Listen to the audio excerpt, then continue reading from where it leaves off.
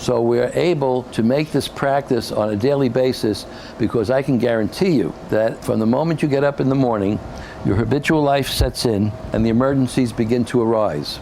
And you have the opportunity presented to you on your plate, to deal with that situation which you're assuming and misconceiving to be a threat to your existence. You misperceive and we misconceive. The Hindu story that highlights this very much is that the two men are walking through the forest, and as they're walking, one man jumps back and he's frightened. The other man says, "What's wrong?" He said, "There's a snake over there and I'm afraid." So the other man goes over and looks, he picks it up, he says, "It's not a snake, you see, it's a rope.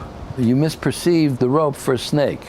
I misperceived it, and according to the perception that happened, I created the story on top of it that, oh, it's a threat to me, it could kill me, future tense.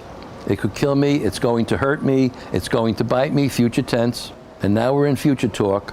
And as we're in future talk, we're in fabricated land, we're in fabrication land, we're in Illusionville, and we're in misperception and misperception mirage.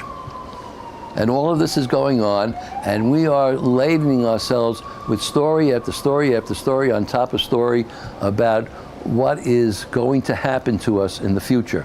Because the emergency state is a projection into a time, place, and circumstance that doesn't exist. As we talked about earlier, it's in projecting into the future. And when you live in the future, in this projected time, place, and circumstance that's misapplied, it's going to rebound on you and reverberate in you as an emergency. And then we are asked to be observers, to find out, step back, and find out, is this true or false? Is it true or false? Once you begin to ask the question, you now have a leg up on the matter, because now you're starting to take charge of yourself. It doesn't take charge of you, you begin to take charge of it. The man-made world and the world of the forces of dark in the Western cosmology, sometimes called the world of the serpent, wants to take charge of you.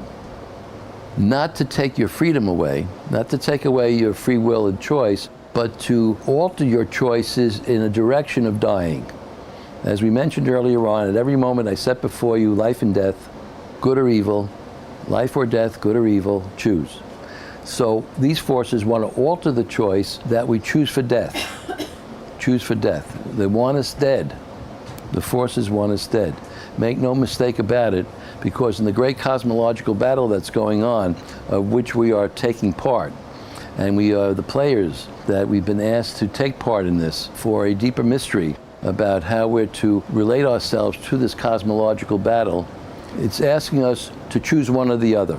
And those forces want to divert us, distract us, and lead us into the death realm. And we started off by talking about how we're going to live, and that there's no reason to die. When we begin to look at emergency states, we begin to take it upon ourselves to live. As you begin to assess the emergency life situations, you live, because you're going to find out that 99.9% of your perceived emergencies are really misperceptions and misconceptions about the threat to your existence. And as you stop relating to them, and as you stop responding to them, and begin to turn it around simply by, this is not a true emergency, and the emotion of anxiety, worry, fear, panic, etc., guilt that's attached to it has no value, you have now discharged the emergency state. Now you've made an opening. And when you make the opening, the universe comes in to help. If you make a clutter, and you clutter the space with your own stories, with your own misperceptions and misconceptions, the universe can't come to help you. You've closed the space and it can't enter. So it can't bring its life-giving sustenance and light to you. Our job is to make room for the universe to help. And it's giving us the opportunity in this beautiful way to constantly throw in our faces emergencies, misperceived and misconceived emergencies. So when the emergency comes, you know that there's a misconception and a misperception lurking. There can be both, or one or the other, but you know it. And you ask yourself, beyond, is this a true or false emergency? Make the statement that gets rid of it. This is a false emergency and it's a fabrication and the feeling associated has no value. And see the image of the false emergency and turn it around and convert it, reverse it to its other side, to the beneficial form, the beneficial image, which we have charge of. We then can ask ourselves, what's the misperception and misconception that's generating this? Once I'm aware of it, I change it. Because if I know the misconception, as we said earlier in our program, then we change the conception to its opposite. Because you can't conceive one without understanding the other. So it's impossible for her to feel destitute or see the image of her becoming destitute if she doesn't understand that she becomes wealthy.